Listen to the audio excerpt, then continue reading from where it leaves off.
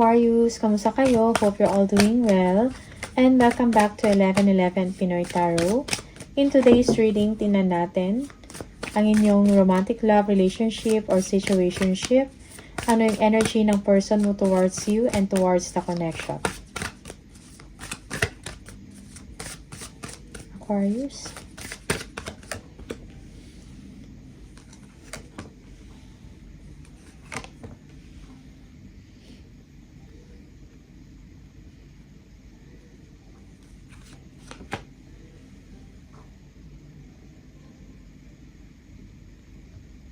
Okay. Parang merong realization dito, no? Yung person ninyo, Aquarius, gusto niyang itama kung ano man yung mga pagkakamali niya sa inyo or kung ano man yung kanyang mga pagkukulang. Okay? This person wants to talk to you, parang gusto niya i-discuss or gusto kanyang kausapin, no? Kung ano yung naging problema or kung ano yung problema at kung paano ito masolusyonan. Okay? It seems na parang one way lang yung relationship dito. Parang walang give and take. Something like that.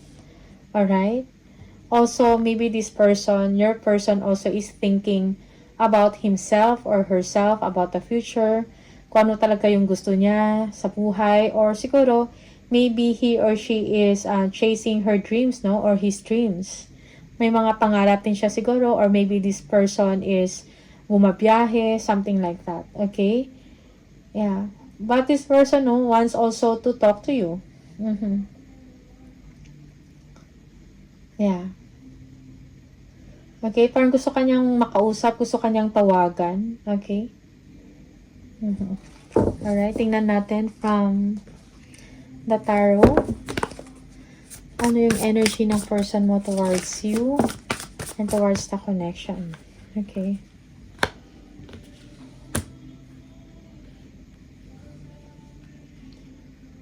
Yeah, okay. Your person is looking forward, no, to see you or to meet you. Okay, parang, yeah, siguro nag-aantay lang din siya ng right timing or ng right time, no, para makausap ka, okay, or makita ka, something like that. This person has a lot of, parang ang daming nangyayari sa buhay niya, sa career niya or sa trabaho niya, mga happenings, no.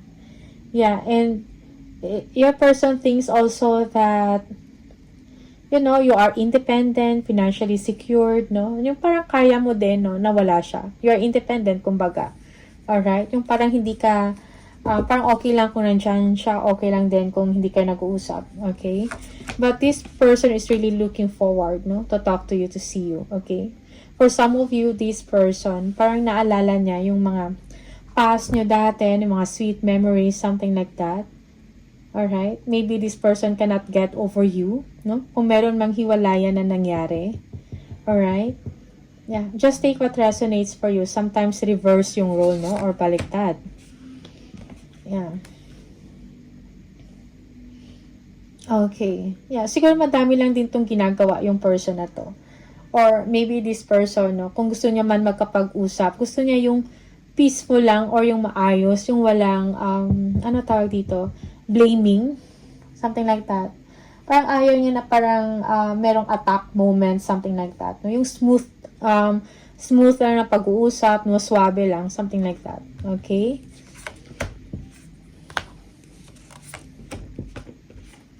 Also, this person feels that maybe you are someone na parang ayaw mo na din na that you don't want to be bothered anymore. Okay? That you are independent, you are living solo, or you are single, but this person cannot get over you, okay? Lagi ka pa rin sumasagi sa isip niya. Maybe mag-best friends kayo nito dati, no? Bago naging kayo. Okay? Yeah. Maraming plans yung tao na to. Maybe he's a person na may mataas na a position sa trabaho, maybe a leader or a businessman, no? Passionate na klaseng tao, but hindi siya ganun ka-expressive sa kanyang nararamdaman, okay? In the outside, parang cold siya or parang wala siyang nararamdaman, okay? But deep inside, he or she is a person na parang passionate, no? Yeah. Okay? Matalinong tao siya or lagi siyang nag-iisip. Okay? He's a leader. He or she is a leader. Yeah. Okay. Maybe the problem is this person is juggling or busy, no? Madami siyang ginagawa. Kailangan niya ng work-life balance. Yeah, for some of you, parang ito siguro yung naging cause ng inyong separation dahil kulang sa oras. Okay? Yeah. Also, the will. No? Baka gusto kong bumalik ng taong ito sa inyo, no? Maybe this is an ex. Alright? And may plano siyang balikan ka or bisitahin ka. Okay? Aquarius. Also, yeah, maybe this person is traveling just to see you and talk to you. Okay? Okay. Although this person, no, parang maayos naman yung work niya or yung status niya sa buhay, financially, no? But deep inside, this person is lonely. Okay?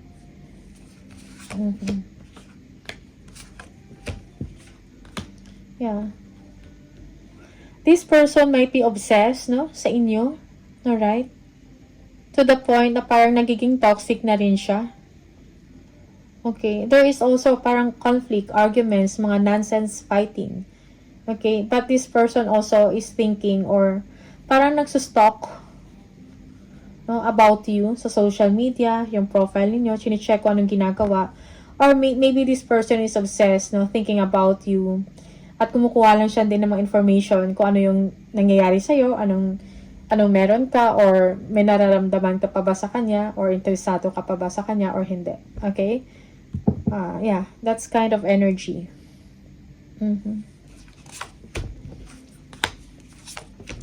May feelings pa rin talaga yung tao na to and gusto kanyang kamustahin or kausapin. Also, this person wants to invite, no? To invite you out. Gusto niya i-take ka sa labas, like dinner, or invite ka sa mga events, no? Yeah, also this person maybe parang mahilig sa sports. Okay? But the thing is, it seems that parang feeling ng person mo, parang ayaw mo na sa kanya or lumalayo ka or umiiwas. Okay? And parang nakafocus ka lang din sa work mo. Alright? Siguro yung iba sa inyo, merong unfinished business dito. Okay? Yeah.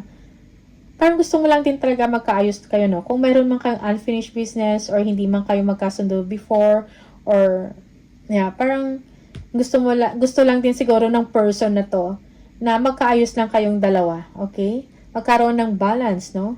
Or maganda yung friendship, no? Walang hurt feelings, something like that. Yung iba sa inyo, this person gusto makipag-ayos.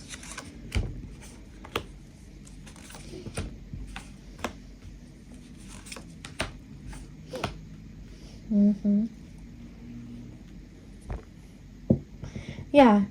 Again, this is a long distance relationship. Yung iba, para sa inyo. Okay, merong infidelity dito or dishonesty in the situation. Eh siguro meron kang natuklasan, Aquarius, na hindi maganda. Alright? Maybe merong third party issue dito. And this person has a family already or in a committed relationship. Okay? Yeah, this person wants to be successful with you, no? Parang gusto niya maging successful ang inyong connection, alright? Yung parang maging maayos kayong dalawa. Okay? But then, it seems that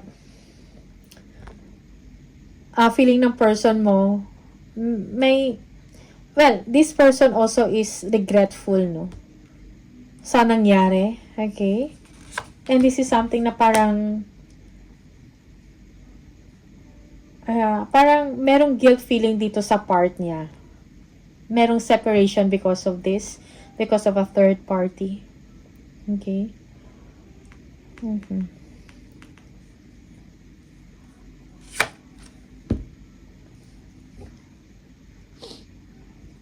maybe this person is popular or nasa entertainment industry or field, okay, or an artist or maybe a graphic artist, something like that. Okay. Parang this person wants to win your heart, Aquarius. Okay? Merong regrets din sa part niya because of the past, because of the dishonesty. Okay? Yeah. And feeling niya parang you don't want to take any bullshit anymore. Something like that. Yung parang lumalayo yung loob mo. Parang ayaw mo nang, parang hindi ka interesado. Okay? And this is something na para magkakaroon siya ng enlightenment or wake-up call. Okay? Na parang merong separation na talaga. Okay?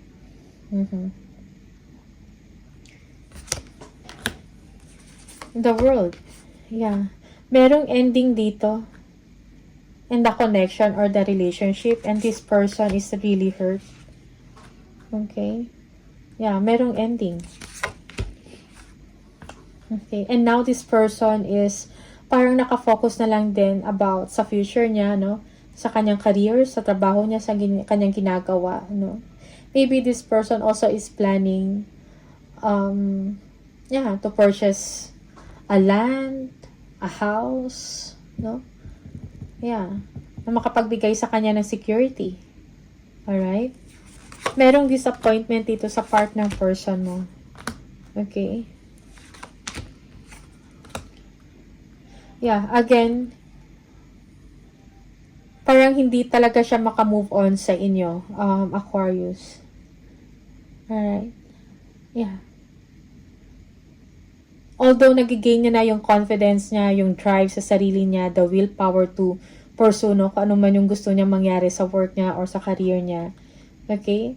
But then, at the back of his mind, parang ikaw pa rin yung naiisip. Yeah. Again, he is hurt, disappointed. He or she is rejected. Okay? Parang hindi siya makamove on from you. This person needs healing, Aquarius. Yeah, gusto niya talaga magkaroon ng seryoso, no, or na relationship with you, no? He or she wants a new beginning with you, something like that. Okay? The problem is hindi niya ma-express or maiparating sa'yo yung tunay niyang nararamdaman. Okay? Mahal ka ng person na to. Alright? And now, siguro nag-iisip siya kung paano. Siguro maybe he or she is thinking about sending you a message para magpaparamdam uli. Or this person is hoping, no, na mag-reconnect or mag-connect ka sa kanya, Aquarius. The Emperor. Yeah. Very attracted yung tao na to sa inyo, Aquarius. You might be dealing with a fire sign, Aries, Leo, and Sagittarius, or also a water sign, no? Scorpio. Also, we have here Libra, Scorpio, Cancer, okay?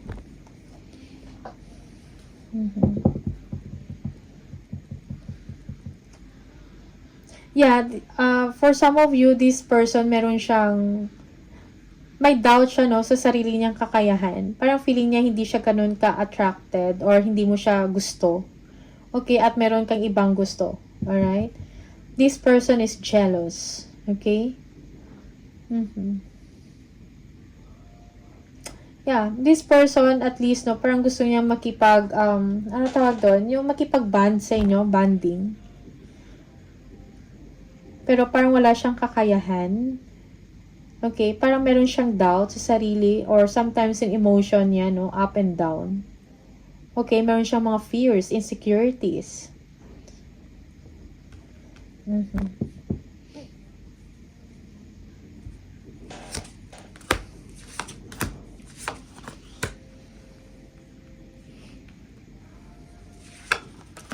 Yeah.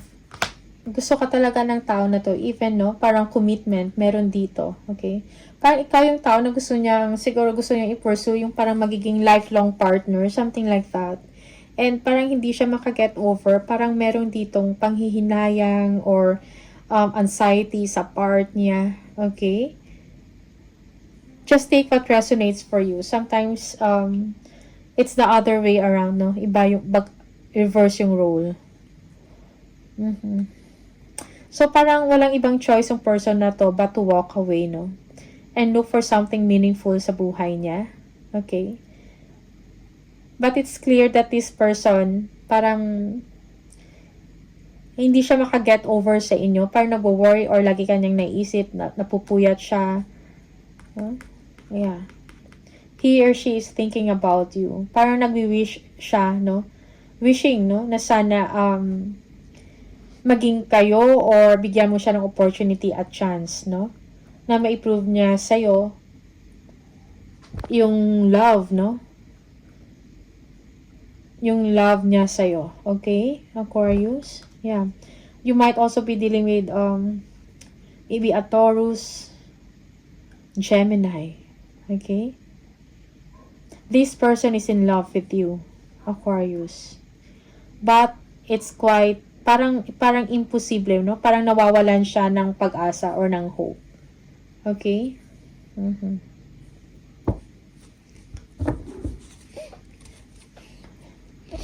This person is bored. For some of you, parang siguro lagi ka lang niyang iniisip. Parang tinatamad din siya, no? Tinatamad lumabas, no? Parang gusto niya lang, parang wala lang, okay?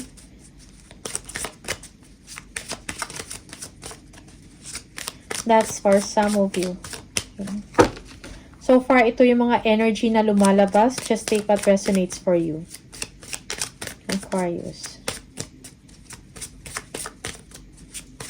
Yeah. Maybe also this person, no, parang nag-worry dahil meron ka ng iba or meron kang ibang gusto, no? Maybe magkaibig or magkakilala or kilala niya rin, no? Or maybe you are in a relationship already, no? Nakilala niya din. Okay?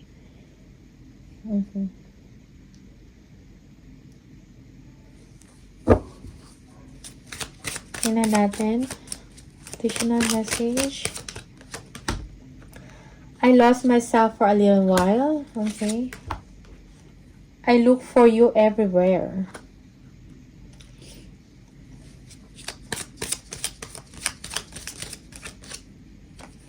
I am grateful for the spiritual lesson. Okay. Yeah, parang hinahanap-hanap ka pa rin ng tao na to, no? Hindi ka niya talaga makakalimutan. Alright? Parang ikaw yung gusto niya, eh, no? He or she has a love for you. Okay? I wonder if you are happy without me. Alright? Yeah, this person is really thinking, no, na masaya ka sa iba. Na masaya ka, no, with the other person, no? Or with other person. Alright, one more. You came closer than anyone and I feel you leaving me behind. Okay, yeah. For some of you, parang ikaw lang yung napupusuan niya. Ikaw lang yung tao na gusto niya, no? And parang feeling niya na left behind siya. Alright? Parang napag-iwanan. Okay? Yeah.